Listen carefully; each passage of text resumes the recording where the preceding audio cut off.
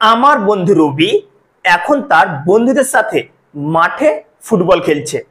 এই বাক্যটিকে যদি আমি তোমাদের ইংরেজিতে ট্রান্সলেট করতে বলি তাহলে তোমরা প্রবাবলি কনফিউজড হয়ে যাবা যে এত বড় বাক্য কি করে আমরা বাংলা থেকে এটাকে ইংরেজিতে ট্রান্সলেট করব। কিন্তু এই ভিডিওটা তোমরা যদি শেষ পর্যন্ত দেখো তাহলে এই ভিডিওটি দেখার পর তোমরা এরকম ধরনের বড় বাক্যগুলি নিজে থেকে খুব সহজে বাংলা থেকে ইংরেজিতে ট্রান্সলেট করতে পারবে। কারণ আজকের এই ক্লাসে আমি তোমাদের সঙ্গে শেয়ার করব বাংলা থেকে ইংরেজি করার একটা ম্যাজিক ট্রিক্স, একটা আননোন মেথডস, যেটা তোমাকে বাংলা থেকে ইংরেজিতে ট্রান্সলেট করতে ব্যাপকভাবে সাহায্য করবে। So keep watching this video till the end and let's get started. Okay, so প্রথমে আমরা জানবো যে ছোট ছোট বাক্যগুলিকে কিভাবে বাংলা থেকে ইংরেজিতে ট্রান্সলেট করতে হয়, তারপরে আমরা বড় বাক্যগুলিকে কিভাবে ট্রান্সলেট করতে হয় সেই সম্পর্কে জানবো। ওকে, তো দেখো এখানে কয়েকটা বাক্য রয়েছে। Okay, so Bengali to English translation trick. Okay, তো প্রথম বাক্যটা দেখে কি রয়েছে, আমি এখন রবির সাথে ফুটবল খেলছি। আমি এখন রবির সাথে ফুটবল খেলছি। দেখো, যখনই তুমি কোনো বাক্যকে ট্রান্সলেট করবে তখন সেই বাক্যটার সাবজেক্টকে, কর্তাকে, ডুয়ারকে সেটা আগে তোমায় খুঁজে বের করতে হবে, ঠিক আছে? নইলে কিন্তু হবে না। কারণ ইংরেজিতে যেটা সেন্টেন্সের স্ট্রাকচার রয়েছে সেটা কি বলতো, সাবজেক্ট, ভার্ব, অবজেক্ট, এরকম একটা স্ট্রাকচার রয়েছে ইংরেজিতে। তো প্রথমে ইংরেজিতে যখনই তুমি সেন্টেন্স তৈরি করবে, first of all you need to figure out the subject, যে সেই বাক্যটার, সেই বাংলা বাক্যটার সাবজেক্ট কই। ওকে, তো দেখো, আমি এখন রবির সাথে ফুটবল খেলছি। তো এই বাক্যটাতে সাবজেক্ট কে দিয়ে প্রশ্ন করো, কে ফুটবল খেলছে রবির সাথে? আমি। তার মানে কি সাবজেক্ট আমি। তো যেটা সাবজেক্ট থাকবে আগে সেটা ইংরেজি করে নাও। তাহলে আমি, এটার ইংরেজি কি হবে? আই। ওকে, তাহলে আই হয়ে গেল। এবার দেখো, আমরা যেহেতু জানি যে ইংরেজিতে কি গঠন রয়েছে, যে subject plus V on plus object, অর্থাৎ সাবজেক্ট, ভার্ব প্লাস অবজেক্ট বা আদার্স, ঠিক আছে? তো দেখো, সাবজেক্টের পরে পরে কিন্তু ভার্ব নিতে হবে। এবার আমরা এখানে দেখবো ভার্ব কোনটা। দেখো, আমি এখন রবির সাথে ফুটবল খেলছি, এই যে শেষে রয়েছে খেলছি, হ্যাঁ, এটা হয়ে গেল ভার্ব। তো খেলার ইংরেজি কি হবে? প্লে। বাট এখানে তোমাকে দেখতে হবে যে এই বাংলা বাক্যটা কোন টেন্সে রয়েছে। খেলছি বুঝাচ্ছে, তো যদি কোনো সেন্টেন্স খেলছি, করছি, খাচ্ছি, দেখছি বুঝায়, তাহলে আমাদেরকে সেটা বুঝতে হবে প্রেজেন্ট কন্টিনিউয়াস টেন্সে রয়েছে, প্রেজেন্ট কন্টিনিউয়াস টেন্স। তাহলে এই যে খেলছি, খেলার ইংলিশ কি? প্লে। তো এটাকে আমরা কি করব? প্রেজেন্ট কন্টিনিউয়াস টেন্সে করব। ওকে, তো দেখো, আই অ্যাম প্লেইং। ইংরেজিতে কি হয়, যে যখন তুমি একটা বাংলা বাক্যকে ইংরেজিতে ট্রান্সলেট করবে সেক্ষেত্রে কি করতে হবে, যে প্রথমে সাবজেক্টটা তো বসিয়ে দিতে হবে, তারপরে আমরা পিছন দিক থেকে নিব। তো পিছনে কি রয়েছে? পিছনে রয়েছে কি বলতো? খেলছি। তাহলে আই অ্যাম প্লেইং দিয়ে দিলাম। আমার ব্যাপারটা বুঝতে পারছো তো? অ্যাম প্লেইং কেন হলো? কারণ এটা প্রেজেন্ট কন্টিনিউয়াস টেন্সে রয়েছে, আর প্রেজেন্ট কন্টিনিউয়াস টেন্সের গঠনই এরকম যে সাবজেক্ট থাকবে, তারপরে অ্যামিজার থাকবে, তারপরে যেটা মেন ভার্ব সেটা আইএনজি ফর্মে হবে। তো দেখো, সাবজেক্ট অনুসারে অ্যাম প্লাস প্লে আছে, প্লেইং করে দিয়েছি। ওকে, তারপরে কি রয়েছে? ফুটবল রয়েছে। সব সময় আমরা এদিক থেকে আসবো, ঠিক আছে? বাংলা বাক্যটা শেষের দিক থেকে আমরা আরো সামনের দিকে আসবো, ঠিক আছে? তো খেলছি হয়ে গেল, এবার হচ্ছে ফুটবল। তাহলে আই এম প্লেইং ফুটবল। এবার কি বলছে? সাথে। সাথের ইংলিশ কি? উইথ, তাই তো? তারপরে দেখো, এটারও কাজ হয়ে গেল, এটারও কাজ হয়ে গেল, তারপরে সাথে, উইথ। কার সাথে বলছে? রবির সাথে, উইথ রবি। তারপরে কি বলছে? এখন। তাহলে দেখতে পেলে, এখন, নাও, হয়ে গেল। তাহলে দেখো, তো কি বুঝতে পারলে, যখনই একটা বাংলা বাক্যকে যখন তুমি ট্রান্সলেট করবে ইংলিশে, ফার্স্ট অফ অল তোমাদেরকে খুঁজতে হবে সাবজেক্ট। যেটা সাবজেক্ট থাকবে সেটা কিন্তু আমরা প্রথমে নিয়ে নেব, তারপরে আমরা বাংলা বাক্যটা শেষের দিক থেকে দেখব যে ক্রিয়া কি রয়েছে, ভার্ব কি রয়েছে। এখানে যেমন রয়েছে খেলছি, প্রেজেন্ট কন্টিনিউয়াস টেন্সে রয়েছে, তার জন্য প্রেজেন্ট কন্টিনিউয়াস করলাম। যদি পাস্টে থাকতো পাস্ট করতাম, ফিউচারে থাকলে ফিউচার করতাম। তো সাবজেক্ট দেওয়ার পর বাংলা বাক্যটা শেষের দিক থেকে খুঁজবে, ঠিক আছে? শেষের দিক থেকে ট্রান্সলেশন শুরু করবে, ঠিক আছে? তো দেখে গেলে তাহলে I am playing football with Rabi now, অর্থাৎ আমি এখন রবির সাথে ফুটবল খেলছি। হয়ে গেল, ক্লিয়ার? তারপর কি রয়েছে দেখো, তারা সাইকেলে করে বিদ্যালয়ে যায়। এবার এখানে একটা জিনিস নোটিস কর, তারা সাইকেলে করে বিদ্যালয়ে যায়। এবার দেখো আমি কি বললাম যে যখন ট্রান্সলেশন করে প্রথমে কি খুঁজবে, সাবজেক্ট। তো এই বাক্যটাতে সাবজেক্ট কি রয়েছে, তারা। তাহলে আমরা এখানে দেখতে পাচ্ছি তারা, তো এটার ইংরেজি কি করে দিলাম, দে। তো বেসিক্যালি এটাই পয়েন্ট মাথায় রাখো, যে যখন ট্রান্সলেট করবে মানে বাংলা থেকে ইংরেজিতে, সেক্ষেত্রে বাংলা বাক্যটার যে সাবজেক্ট থাকবে ওটাই কিন্তু ইংরেজিতে যখন ট্রান্সলেট করবে সেটা প্রথমে হয়ে যাবে। তো তারা, তার জন্য দে নিলাম। এবার তারপরে আমরা এই বাংলা বাক্যটা শেষের দিক থেকে আমরা খুঁজবো যে ওখানে ভার্ব কি রয়েছে তার পর স্টেপ বাই স্টেপ আমরা এইদিকে চলে আসবো, ঠিক আছে? তো তারা, এখানে কি বলছে, যাই। কি পেলাম প্রথমে আমরা, যাই, ঠিক আছে? তো যাওয়ার ইংলিশ কি, গো। কিন্তু এখানে আরেকটা জিনিস মাথায় রাখবি যে যাই বলেছে তার মানে কোন টেন্সে রয়েছে, প্রেজেন্ট ইনডেফিনিট টেন্সে রয়েছে, ঠিক আছে? এটা যদি পাস্টেও থাকতে পারে, ফিউচারেও থাকতে পারে, প্রেজেন্ট কন্টিনিউয়াসও থাকতে পারে, পাস্ট কন্টিনিউয়াসও থাকতে পারে। তো এটা তোমাদেরকে ফিগার আউট করতে হবে যে কোন টেন্সে রয়েছে, সেই অনুযায়ী কিন্তু এই সাবজেক্টের পরে আমরা ভার্বটাকে দিব। তো দেখো এটা প্রেজেন্ট ইনডেফিনিট টেন্সে রয়েছে, তার জন্য ভার্বের 1 নম্বর রূপটা দিয়ে দেবো। তাহলে দে গো, কোথায় যায়, বিদ্যালয়ে যায়। টু স্কুল হয়ে গেল। দেখো তাহলে আমরা এটারও নিয়ে নিলাম, তারপরে আমরা এটার নিয়ে নিলাম, তারপরে এবার কি আছে, সাইকেলে করে। ওকে, সাইকেলে করে, তাহলে কি হবে, বাই সাইকেল হয়ে গেল। They go to school by cycle, তারা সাইকেলে করে বিদ্যালয় যায়। That's it. ওকে, আর এই মেথডটাকে আমরা ইংরেজিতে বলবো backward translation method. Backward translation method, অর্থাৎ যে ব্যাকওয়ার্ড কেন বলছে, কারণ এই যে পিছন দিক থেকে মানে বাংলা বাক্যটা পিছন দিক থেকে আমরা কি সামনে আসছি, তার জন্য এটাকে বলছে ব্যাকওয়ার্ড ট্রান্সলেশন মেথড। এই মেথডটাকে ফলো করে তোমরা যতগুলো বাক্য রয়েছে ট্রান্সলেশন করতে পারবে। কিন্তু একটা জিনিস মাথায় রাখবে, যেহেতু ইংরেজিতে কোনো সার্টেন রুলস নেই যে এটাই ফলো করে এটাই হবে, তো এক্সেপশন কেসও রয়েছে যেগুলো আমরা ভিডিওতে আরো আলোচনা করবো, ঠিক আছে? এটা নয় যে কি ব্যাকওয়ার্ড ট্রান্সলেশন মেথডটা সব জায়গায় অ্যাপ্লিকেবল হবে, ইটস নট লাইক দ্যাট। অনেকগুলো কেসেস রয়েছে যেখানে ওটা কাজ করে না, সেগুলো নিয়ে আমরা আলোচনা করব। তো এই বাক্যটা হয়ে গেল। তারপরে কি বলছে দেখো, আমি বনের মধ্যে দিয়ে সেখানে গিয়েছিলাম। এবার দেখো কি বলছে, আমি বনের মধ্যে দিয়ে সেখানে গিয়েছিলাম। প্রথমে কি খুঁজবে, ট্রান্সলেশন যখন করবে তখন মানে প্রথমে কি খুঁজবে, সাবজেক্ট। সাবজেক্টকে আমি, তো যেটা সাবজেক্ট হবে সেটা কিন্তু বাক্যে প্রথমে বসে যাবে, আই দিয়ে দিলাম। এবার কি বলেছিলাম, সাবজেক্ট বসার পর এই বাংলা বাক্যটার আমরা আর এগুলো দেখবো না, একদম শেষের দিক চলে যাব। শেষে কি রয়েছে, গিয়েছিলাম। গিয়েছিলাম মানে কি, পাস্ট টেন্সের কথা বলছে, অতীতকাল বুঝাচ্ছে গিয়েছিলাম। তো এই যে গিয়েছিলাম তার মানে কোথা থেকে এসছে এটা, তো এটা গো মানে যাওয়া। যাওয়া, এটা পাস্ট ফর্ম কি হয়ে গেল, গিয়েছিলাম। তো গো এর পাস্ট টেন্স কি হবে, went. So always keep in mind যে ভার্বটা থাকবে এখানে বাংলাতে, সেই ভার্বটা বোঝার চেষ্টা করবে কোন টেন্সে রয়েছে। এটা পাস্টে রয়েছে, তার জন্য কি এখানে আমরা যে ভার্বটা দিব গো, এটা সেকেন্ড ফর্মটা ইউজ করব। কেন, কারণ এটা পাস্ট টেন্সে রয়েছে। সো আই ওয়েন্ট, দেখো তাহলে এটার কাজ হয়ে গেল, এটার কাজ হয়ে গেল। আই ওয়েন্ট, আমি গিয়েছিলাম। কোথায় গিয়েছিল, তারপরে কি রয়েছে, সেখানে। তাহলে কি দিয়ে দেবো, আই ওয়েন্ট দেয়ার, আমি সেখানে গিয়েছিলাম। কি বলছে, বনের মধ্যে দিয়ে, তাহলে দিয়ে মানে কোনো কিছুর মধ্যে দিয়ে বোঝালে কি হয়, থ্রু ব্যবহার করা হয়। তো এই যে মধ্য দিয়ে রয়েছে তার জন্য আমরা কি করে দেবো, থ্রু। তার মধ্যে দিয়ে, বনের মধ্যে দিয়ে, থ্রু দ্য ফরেস্ট হয়ে গেল। তাহলে দেখো I went there through the forest, অর্থাৎ আমি বনের মধ্যে দিয়ে সেখানে গিয়েছিলাম। পরের বাক্যগুলি দেখে নাও কি রয়েছে দেখো, নদীটি সেতুর নিচ দিয়ে বয়ে যাচ্ছে। ওকে, তো আমি কি বলেছিলাম যে যখন তুমি একটা বাংলা বাক্যকে ইংরেজিতে ট্রান্সলেট করবে, first of all you need to figure out the subject. Okay, subject কি রয়েছে আগে ওটা প্রথমে খুঁজে। তাহলে সাবজেক্ট কি রয়েছে, কি নদীর কি সেতুর নিচ দিয়ে বয়ে যাচ্ছে, নদীটি। তাহলে এখানে নদীটি হয়ে গেল সাবজেক্ট।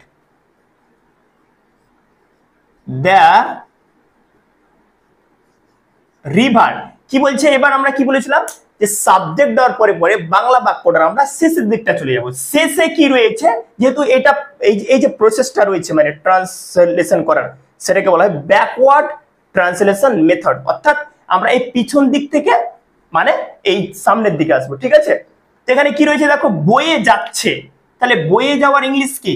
বয়ে যাওয়ার ইংলিশ হচ্ছে ফ্লো। ফ্লো মানে বয়ে যাওয়া, নদীর ক্ষেত্রে ফ্লো ব্যবহার করা হয়। তো এখানে আরেকটা জিনিস মাথায় রাখতে হবে যে এখানে যে ক্রিয়াটা থাকবে বাংলাতে সেটা তোমাকে বুঝতে হবে এটা কোন টেন্সে রয়েছে, প্রেজেন্টে রয়েছে না প্রেজেন্ট কন্টিনিউয়াসে রয়েছে, ফিউচার টেন্সে রয়েছে না পাস্ট ইনডেফিনিট টেন্সে রয়েছে। তো যে টেন্সে থাকবে ওই অনুযায়ী এই ভার্বটা এখানে বসাতে হবে। তো যেহেতু বলছে বয়ে যাচ্ছে মানে এটা একটা অনগোয়িং অ্যাকশনকে বোঝাচ্ছে, মানে প্রেজেন্ট কন্টিনিউয়াস টেন্স আমাদেরকে বাক্যটাতে ট্রান্সলেট করতে হবে। তাহলে কি হয়ে যাবে, দ্য রিভার ইজ ফ্লোয়িং হয়ে গেল। তাহলে বয়ে যাচ্ছে এটার আমরা ইংলিশ পেয়ে গেলাম। তাহলে এটার হয়ে গেল। আবার এটা দেখো, প্রথমে আগে সাবজেক্টটা খুঁজে প্রথমে বসিয়ে দিলাম সাবজেক্ট, তারপরে আমরা শেষের দিকে চলে গেলাম। তো বয়ে যাচ্ছে এটার কাজ হয়ে গেল, ইজ ফ্লোয়িং। কি বলছে, কি দিয়ে বয়ে যাচ্ছে, নিচ দিয়ে। নিচ দিয়ে তাহলে কি হবে, আন্ডার। কার নিচ দিয়ে, সেতুর নিচ দিয়ে, আন্ডার দ্য ব্রিজ হয়ে গেল। তাহলে the river is flowing under the bridge, অর্থাৎ নদীটি সেতুর নিচ দিয়ে বয়ে যাচ্ছে। ক্লিয়ার? তারপরে বাক্যটা দেখো, আমি 1 ঘন্টার মধ্যে ফিরে আসবো। এবার দেখো আগে সাবজেক্ট খুঁজো, আমি 1 ঘন্টার মধ্যে ফিরে আসবো। Always keep in mind translation যখন করবে প্রথমে সাবজেক্ট খুঁজবে, কারণ ইংরেজিতে সেন্টেন্স তৈরি করার যেটা স্ট্রাকচার সেটা কি বলতো, সাবজেক্ট ভার্ব অবজেক্ট। তো প্রথমে আমাদেরকে সাবজেক্ট নিতে হবে আগে, যেহেতু সাবজেক্টই প্রথমে দরকার। তো 1 ঘন্টার মধ্যে ফিরে আসবে, কে ফিরে আসবে, আমি। তাহলে আই সাবজেক্ট, আই। এবার আমরা কি বললাম যে সাবজেক্ট খোঁজার পর একদম বাংলা বাক্যটা শেষের দিকে চলে যাবো। শেষে কি রয়েছে, ফিরে আসবো। ভালো করে বুঝো কথাটা, ফিরে আসবো। তো এইখানে কি বলছে দেখো, বাক্যটা কোন টেন্সে রয়েছে এটা আগে বুঝো। ফিরে আসবো তার মানে কি, এটা একটা ফিউচার ইনডেফিনিট টেন্স বুঝাচ্ছে। আমি কি বললাম যে যেটা বাংলাতে যেটা ক্রিয়াপদটা থাকবে, ক্রিয়াটা থাকবে, সেটা কোন টেন্সে রয়েছে সেটা কিন্তু অবশ্যই তোমাদেরকে ভালোভাবে বুঝতে হবে, তবেই সেন্টেন্সটা ট্রান্সলেশন করা সঠিক হবে, নইলে কিন্তু ভুলে যাবে। টেন্সের গোলমাল হলে কিন্তু ভুলে যাবে। ওকে, সো ফিরে আসবো তার মানে কি, ফিউচার টেন্সে বুঝাচ্ছে। এবার ফিউচার টেন্সের গঠন কি, subject shall will plus V1। তো ফিরে আসার ইংলিশ কি, কাম ব্যাক অথবা return, right? So I will come back হয়ে গেল, আমি ফিরে আসবো। এবার কি বলছে, 1 ঘন্টার মধ্যে। তাহলে দেখো এটারও কাজ হয়ে গেল ফিরে আসা, তারপরে কি রয়েছে 1 ঘন্টার মধ্যে, তাহলে ইন অ্যান আওয়ার হয়ে গেল। I will come back in an hour, অর্থাৎ আমি 1 ঘন্টার মধ্যে ফিরে আসবো। তো এইভাবে ইংরেজিতে মানে বাংলা থেকে ইংরেজিতে ট্রান্সলেট করতে হয়। ওকে, তারপরের বাক্যটা দেখে না, এই ট্রেনটি হাওড়া হয়ে কলকাতা যায়। এই ট্রেনটি হাওড়া হয়ে কলকাতা যায়। চলো এবার বলে এখানে সাবজেক্ট কোনটা রয়েছে। তাহলে এখানে দেখো এই ট্রেনটি, ওকে, তাহলে এখানে এই রয়েছে, তাহলে আমি কি দিস লাগিয়ে দেবো না। তোমায় কিন্তু বাংলাতে যে বাক্যটা থাকবে সেখানে ভালোভাবে বুঝতে হবে যে কখনো কখনো সাবজেক্ট শুধু একটাই থাকে না, একটা গ্রুপ অফ ওয়ার্ডস থাকে সাবজেক্ট। যে অনেক এরকম ধরনের বাক্য রয়েছে যেখানে বাক্য সে বাংলা হোক বা ইংলিশ হোক। তো আমি এখানে বাংলাটারই কথা বলছি যে সাবজেক্ট একটা বাক্যে গ্রুপ অফ ওয়ার্ড হিসেবে কাজ করে, মানে একজোট শব্দ কিন্তু সাবজেক্টের মতো কাজ করবে। এখানে সাবজেক্ট কি রয়েছে দেখো, এখানে সাবজেক্ট রয়েছে এই ট্রেনটি, এটা হচ্ছে সাবজেক্ট, ঠিক আছে। তাহলে আমরা কি করে দেব, দিস ট্রেন। এবার আমি যে বললাম যে কি যেটা সাবজেক্ট থাকবে সেটা খুঁজে আগে প্রথমে লিখবে। তো দিস তো সাবজেক্ট হিসেবে ইউজ করা হয়, তাই না?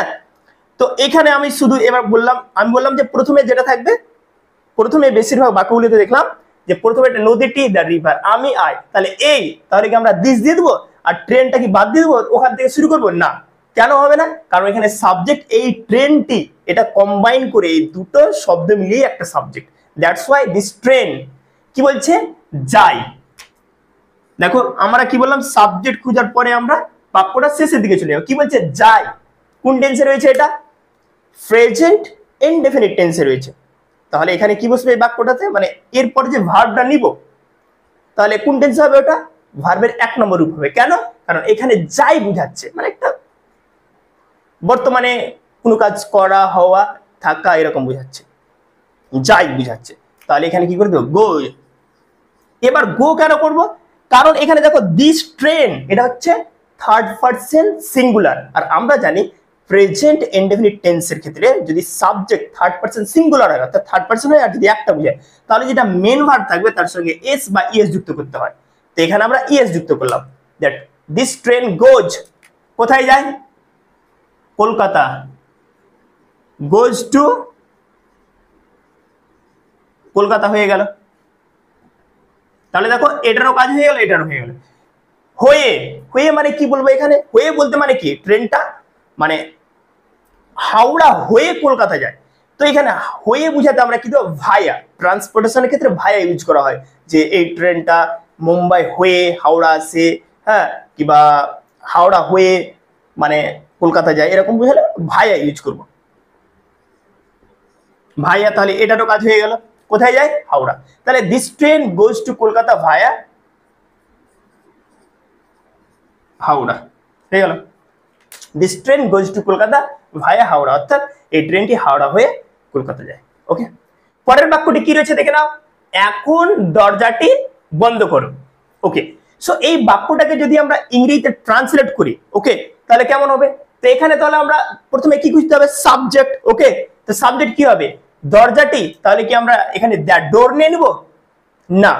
দেখো ইংরেজিতে এক ধরনের বাক্য থাকে যেগুলিকে বলা হয় imperative sentence, imperative sentence, right, যে বাক্যগুলি মানে আদেশ বা উপদেশ বোঝায় সেই সব বাক্যগুলিকে বলা হয় ইম্পারেটিভ সেন্টেন্স। আর ইম্পারেটিভ সেন্টেন্সে সাবজেক্ট ইমপ্লাইড থাকে অর্থাৎ উজ্জ থাকে। ওকে, তো এখানে কি বলছে, এখন দরজাটি বন্ধ করো, তো এখানে অ্যাকচুয়ালি সাবজেক্টটা লুকিয়ে রয়েছে, এখানে আমি বলছি তুমি এখন দরজাটি বন্ধ করো এরকম, বাট এখানে যেটা ইউ রয়েছে সাবজেক্ট সেটা ইমপ্লাইড রয়েছে, লুকিয়ে রয়েছে, উজ্জ রয়েছে। তো এখন দরজাটি বন্ধ করো, তো এখানে যেহেতু সাবজেক্ট ইমপ্লাইড রয়েছে, সাবজেক্ট এখানে ধরলে গেলে তার জন্য আমরা কি করবো, বন্ধ করো শেষের দিক থেকে আমরা মানে সাবজেক্ট খুঁজবো না। কেন খুঁজবো না, কারণ ইম্পারেটিভ সেন্টেন্স গুলোতে সাবজেক্ট উজ্জ থাকে, ঠিক আছে, বাক্যে এরকম ধরনের বাক্যের সাবজেক্ট উজ্জ থাকে। তো সেক্ষেত্রে যেহেতু সাবজেক্ট নেই আমরাও ইংরেজিতে সাবজেক্ট নিব না। তো বন্ধ করো, তাহলে এটার ইংলিশ কি হবে, ক্লোজ, মানে বন্ধ করে, কি তারপরে কি রয়েছে, দ্য ডোর। তাহলে দেখো আমরা সেম পদ্ধতি ইউজ করলাম, ঠিক আছে, কিন্তু প্রথমে সাবজেক্টটাকে নিলাম না। ওকে, তো ক্লোজ দ্য ডোর, তারপরে কি রয়েছে, নাও। ওকে, এখন নাও হয়ে গেল, ক্লোজ দ্য ডোর নাও, এখানে সাবজেক্ট দিলাম না।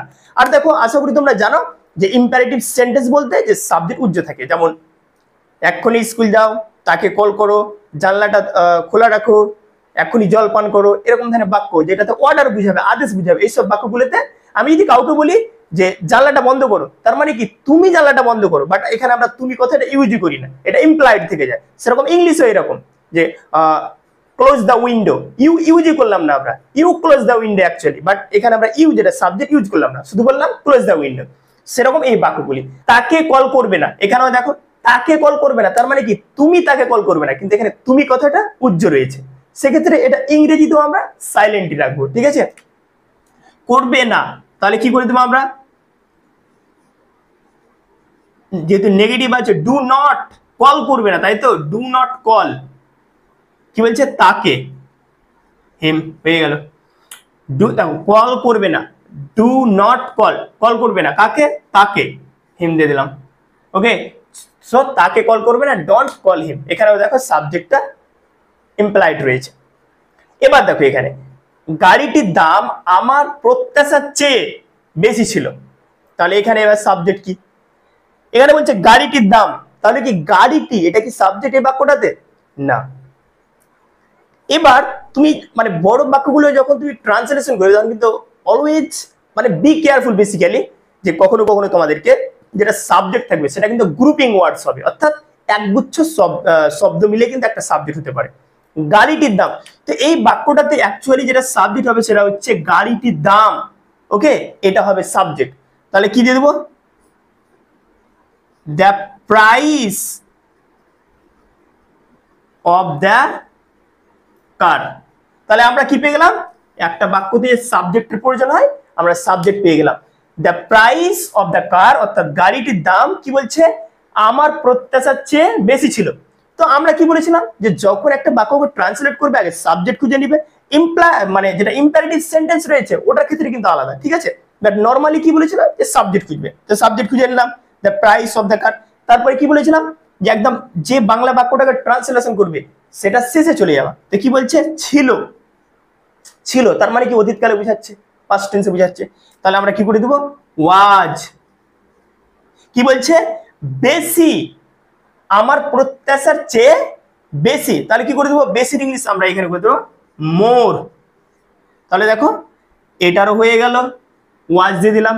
বেশি বুঝাতে আমরা কি ব্যবহার করলাম, মোর। কি বলছে, চেয়ে, চেয়ে বুঝাতে ইংরেজিতে কি ব্যবহার করতে হয়, দেন। দেন প্রত্যাশা মানে আমার প্রত্যাশা। এবার এখানে একটা গ্রুপিং ওয়ার্ডস হয়ে গেল। এবার আমরা যদি প্রথমে প্রত্যাশার ইংলিশ বের করি তাহলে কিন্তু সেন্টেন্সটা খাপ খাবে না, অমিল হয়ে যাবে। আমার প্রত্যাশার চেয়ে, তো আমার প্রত্যাশার ইংলিশ কি হবে, আমার, মাই। প্রত্যাশার ইংলিশ কি, expectation. So then my expectation হয়ে গেল। তাহলে দেখো the price of the car was more than my expectation, অর্থাৎ গাড়িটির দাম আমার প্রত্যাশার চেয়ে বেশি ছিল, অর্থাৎ আমি যতটা আশা করেছিলাম তার চেয়ে বেশি ছিল। তো এই বাক্যটার মাধ্যমে আমরা বুঝতে পারলাম, ওকে, যে কখনো কখনো যেটা সাবজেক্ট রয়েছে সেটা গ্রুপিং ওয়ার্ডস হবে, একগুচ্ছ শব্দ থাকবে যেমন এটাতে। এবার মানে ট্রান্সলেশন ক্ষেত্রে কিছু কিছু সেন্টেন্সের মাঝেও, যেমন এখানে বলছে মাই এক্সপেকটেশন, আমরা শুধু প্রত্যাশার ইংলিশ আগে নিতে পারবো না, এটা একসঙ্গে নিতে হবে, এখানে গ্রুপিং হয়ে গেল আমার প্রত্যাশার, তাহলে মাই এক্সপেকটেশন, ঠিক আছে। তো অলওয়েজ কিপ ইন মাইন্ড। আর ইম্পারেটিভের ক্ষেত্রে কেমন হয় এটা বলে দেবো। সে কাপে চা ঢেলেছিল, সে কাপে চা ঢেলেছিল। এই বাক্যটাকে যদি আমরা ইংরেজিতে ট্রান্সলেট করি তাহলে কেমন হবে, তো প্রথমে আমরা কি খুঁজবো, যখন ট্রান্সলেশন করব প্রথমে সাবজেক্ট, তারপরে ব্যাকওয়ার্ড ট্রান্সলেশন মেথড, যে পদ্ধতিটা আমি বলছি, যে যেটা বাংলা বাক্য থাকবে তারপরে তার শেষের দিকে চলে যাওয়া, যে ভার্বটা কি রয়েছে, ক্রিয়াপদটা কি রয়েছে। ঢেলেছিল তার মানে কি, পাস্ট টেন্সে বোঝাচ্ছে, তাহলে যেটা ভার্ব দিব আমরা সেটা কোন টেন্সে হবে, পাস্ট টেন্সে হবে, অর্থাৎ V2 হবে। তো ঢালার ইংলিশ কি, পোর, তাহলে কি হবে, হি পোর্ড, কি ঢেলেছিল, দেখো এটা হয়ে গেল এটার কাজ। তারপরে আমরা চলে আসবো এটা, টি কোথায়, কাপে। তাহলে এখানে আমরা পেয়ে গেলাম সাবজেক্ট, পেয়ে গেলাম ভার্ব, পেয়ে গেলাম অবজেক্ট, পেয়ে গেলাম, আর যেটা কাপে রয়েছে এটা হয়ে গেল অ্যাডিশনাল ইনফরমেশন। তো কাপে বুঝাতে আমরা কি দেবো ইংলিশে, ইন দা কাপ, হয়ে গেল। বলটি আমার দিকে চালাও, বলটি আমার দিকে চালাও। দেখো যদি কোনো সেন্টেন্স বাংলাতে ইম্পারেটিভ থাকে, রাইট, সেক্ষেত্রে সাবজেক্ট কিন্তু প্রথমে বসবে না। মানে দেখো এই বাক্যটাতে কি রয়েছে, যে এটাতে কোনো ইম্পারেটিভ সেন্টেন্স নয়, এটা হচ্ছে একটা অ্যাসার্টিভ সেন্টেন্স স্টেটমেন্ট একটা, সে কাপে চা ঢেলেছিল। বাট এখানে কি বলছে, বলটি আমার দিকে চালাও, মানে এখানে কোথাও সাবজেক্ট কি বলছে, বলটি আমার দিকে চালাও, তার মানে কি তুমি বলটি আমার দিকে চালাও। বাট এখানে যেটা তুমি কথাটা সাবজেক্ট যেটা, সেটা ইমপ্লাইড রয়েছে, যেহেতু বাংলাতে ইমপ্লাইড রয়েছে, উজ্জ্ব রয়েছে, সেক্ষেত্রে আমরা ইংরেজিতে এটাকে সাইলেন্টলি লিখে দেবো। তো যখন ইম্পারেটিভ সেন্টেন্স গুলোকে ট্রান্সলেশন করবে মানে বাংলা থেকে ইংরেজি, সেক্ষেত্রে কি করবে, যেহেতু সাবজেক্ট তো নেই এই বাক্যটাতে, তো আমরা সাবজেক্ট প্রথমে দিলাম না, যেটা এখানে বসেছে, তো আমরা কি করবো, সাবজেক্টের পরে আমরা কি নিতাম, ভার্বের কাজ করতাম, তো ডাইরেক্ট আমরা ভার্বের কাজ করে দেবো। চালাও, কি বলছে, চালাও, তো চালাও এর ইংলিশ কি হবে, থ্রো। আমার দিকে কি হবে, থ্রো মি, তারপরে কি যাবে, the ball. Okay, throw me the ball, অর্থাৎ বলটি আমার দিকে চালাও। এই বাক্যটাকে আমরা অন্যরকম ভাবে বলতে পারি, যেমন থ্রো, তারপরে কি নিয়ে নেব, দ্য বল টু মি, এইভাবে কিন্তু বাক্যটা হবে, throw the ball to me, অর্থাৎ বলটি আমার দিকে চালাও। তো ইম্পারেটিভ সেন্টেন্সের ক্ষেত্রে যেটা ব্যাকওয়ার্ড ট্রান্সলেশন মেথড সেটা কিন্তু কাজ করে। আর এটা নয় শুধু মানে আমি যে বাক্যটা বললাম ইম্পারেটিভ সেন্টেন্স, এটা নয় যে শুধু এই ধরনের বাক্যগুলোর ক্ষেত্রে এটা হয়, এরকম অনেক বাক্য রয়েছে যেখানে ব্যাকওয়ার্ড ট্রান্সলেশন মেথড কাজ করবে। ওকে, সো এটা নয় যে কি একটা আমি রুলস বলে দিলাম আর এটা সব ক্ষেত্রে অ্যাপ্লিকেবল হবে, ইটস নট লাইক দ্যাট। ওকে, শিক্ষক আমাদের বাড়ির কাজ দিয়েছিল। শিক্ষক আমাদের বাড়ির কাজ দিয়েছিল, যেটাকে আমরা বলে থাকি হোমওয়ার্ক। ঠিক আছে, তো চলো প্রথমে সাবজেক্ট কি রয়েছে? শিক্ষক। তাহলে কি করে দেবো? দ্য টিচার হয়ে গেল। এবার সাবজেক্টের কাজ হয়ে গেলে আমরা কি করবো? যেটা বাংলা বাক্য থাকবে তার শেষের দিকে চলে যাবো।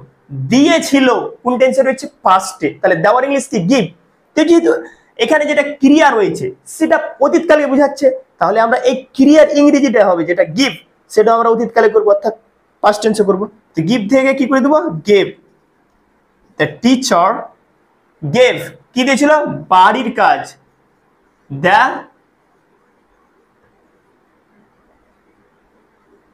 The homework. দেখো বাড়ির কাজ এখানে এটা নয় যে শুধু আগে আমরা কাজের ইংরেজি বের করবো দ্য ওয়ার্ক, তারপরে বাড়ির ইংরেজি the home. It's not like that.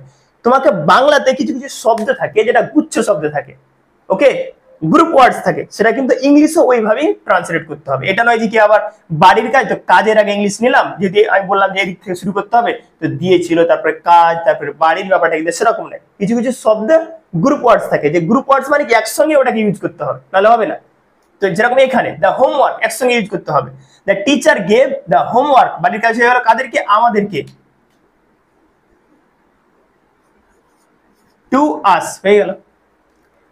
The teacher gave the homework to us. এবার এই বাক্যটাকে আমরা অন্যরকম ভাবে করতে পারি, যেমন টু আসটা আমি এখানে করে দিলাম। এই বাক্যটা এইভাবে হতে পারে, দ্য টিচার গেভ আস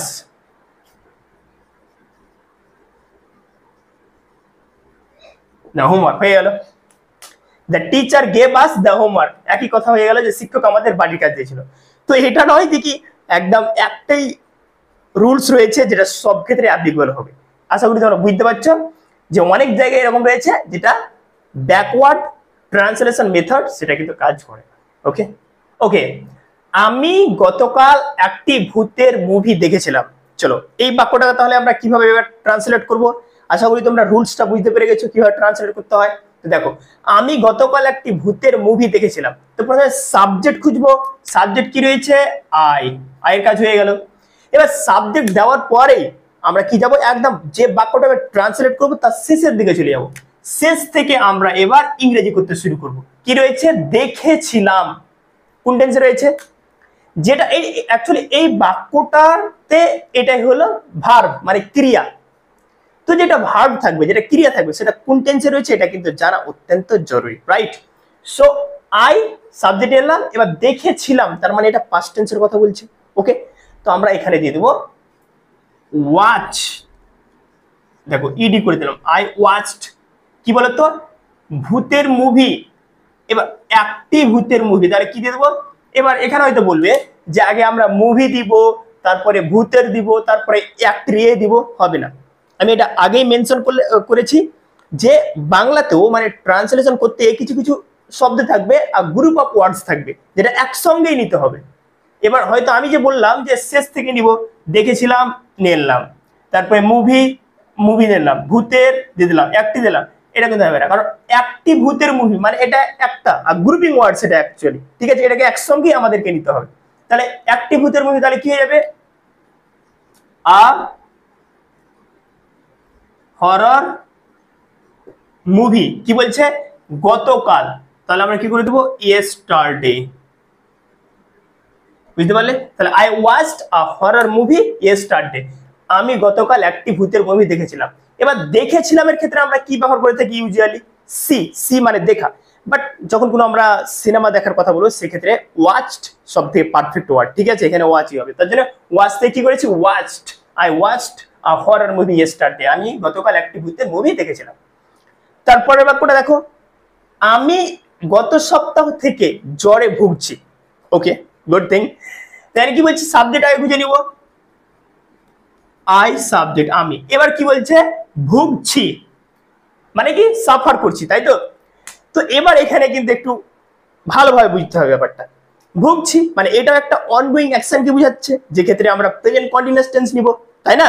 কিন্তু এখানে প্রেজেন্ট কন্টিনিউয়াস টেন্সে নিতে পাবো না। কেন? কারণ এখানে টাইমের উল্লেখ দিয়েছে, কখন থেকে ভুগছে? গত সপ্তাহ থেকে। তো আমরা কি জানি, যদি কোনো একটা অ্যাকশন অতীতকালে শুরু হয় এবং সেই কাজটা যদি এখন পর্যন্ত চলে, তাহলে সেক্ষেত্রে কি টেন্স হয়ে যায়, প্রেজেন্ট পারফেক্ট কন্টিনিউয়াস টেন্স হয়ে যায়। মানে টাইমের উল্লেখ থাকলে কিন্তু সেটাকে আমরা কোন টেন্সে করবো, প্রেজেন্ট পারফেক্ট কন্টিনিউয়াস টেন্সে করবো। এমনি যদি বলতো যে সে ভুগছে, কোনো টাইমের উল্লেখ নেই, সে জ্বরে ভুগছে, তো এক্ষেত্রে আমরা কি দেবো, সে জ্বরে ভুগছে, he is suffering from fever, কোনো ব্যাপার নেই, কারণ এখানে কখন থেকে ভুগছে, কতদিন থেকে ভুগছে, কোনো উল্লেখ নেই। বাট যখনই তুমি কোনো টাইম মেনশন করবে যে এতক্ষণ ধরে, এতদিন ধরে ভুগছে, সেক্ষেত্রে কিন্তু বাক্যে যেটা টেন্স হবে সেটা কিন্তু প্রেজেন্ট পারফেক্ট কন্টিনিউয়াস টেন্স হয়ে যায়। ওকে, তো এখানে তাহলে কি হয়ে যাবে, ভুগছি, এই ভুগছি কথাটার জন্য আমরা কি দেবো, প্রেজেন্ট পারফেক্ট টেন্সের গঠন হয়ে গেল I have bin. Okay, I have been suffering. বুঝতে পারলে ব্যাপারগুলো, আই হ্যাভ বিন সাফারিং, কেন এখানে হ্যাভ বিন কেন হলো, ইজ অ্যাম কেন হলো না, আই অ্যাম সাফারিং তো হতে পারতো, কারণ এখানে টাইমের উল্লেখ রয়েছে গত সপ্তাহ থেকে। So I have been suffering, আমি ভুগছি কিসে, জ্বরে, জ্বর ইংলিশে নিয়ে নাও, ফ্রম ফিভার, জ্বরে ভুগছি, এটার হয়ে গেল কি বলছে, থেকে, গত সপ্তাহ থেকে, তাহলে এখানে আমরা থেকে বুঝাতে আমরা কি ইউজ করবো, সিন্স হয়ে গেল, থেকে বুঝাতে কি ইউজ করলাম, সিন্স, তারপরে কি গত সপ্তাহ, সিন্স লাস্ট উইক হয়ে গেল। Okay, so I have been suffering from fever since last week, অর্থাৎ আমি গত সপ্তাহ থেকে জ্বরে ভুগছি। Got it? যদি এখানে যদি টাইমের উল্লেখ না থাকতো, যদি এরকম থাকতো আমি জ্বরে ভুগছি, তাহলে সিম্পলি হয়ে যাবে I am suffering from fever, কোনো সমস্যা নেই। বাট টাইমের উল্লেখ রয়েছে, দ্যাটস ওয়াই বাক্যটাকে আমাদেরকে প্রেজেন্ট পারফেক্ট কন্টিনিউয়াস টেন্সে করতেই হবে। ওকে, এবার চলে আসবো যেটা ভিডিও শুরুতে বলেছিলাম, যে আমার বন্ধু রবি এখন তার বন্ধুদের সাথে মাঠে ফুটবল খেলছে। এবার এটা একটা বড় বাক্য, রাইট? তো এটাকে কিভাবে ট্রান্সলেশন করবে, সেম পদ্ধতি, ব্যাকওয়ার্ড ট্রান্সলেশন মেথড অ্যাপ্লাই করো, একদম হয়ে যাবে। তো প্রথমে সাবজেক্ট কি, হ্যাঁ, তাহলে এখানে একটু সাবজেক্টটা খুঁজতে অসুবিধা হতে পারে। এখানে সাবজেক্ট কোনটা বলে, তো সাবজেক্ট হবে আমার বন্ধু রবি। আর আমি আগেই বলেছি যে যখন ট্রান্সলেশন করবে কোনো বাংলা বাক্যকে, মানে বাংলা থেকে ইংরেজি, তাকে সাবজেক্ট খুঁজবে।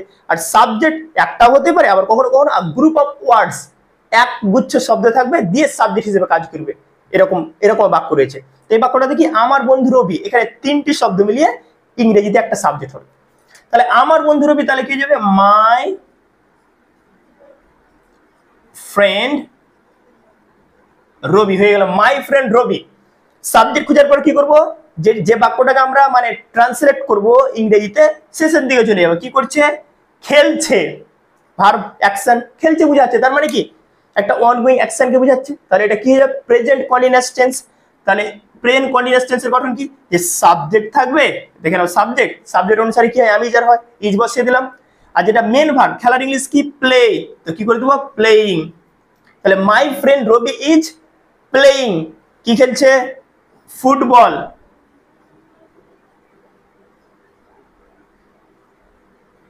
ফুটবল কোথায় খেলছে, মাঠে, ইন দ্য ফিল্ড, মাঠে খেলছে, কাদের সঙ্গে, সাথে, কার সাথে, বন্ধুদের সাথে, সাথে বুঝাতে কি, উইথ ফ্রেন্ডস, উইথ, এবার কি বলছে, তার বন্ধুদের সাথে, তাহলে উইথ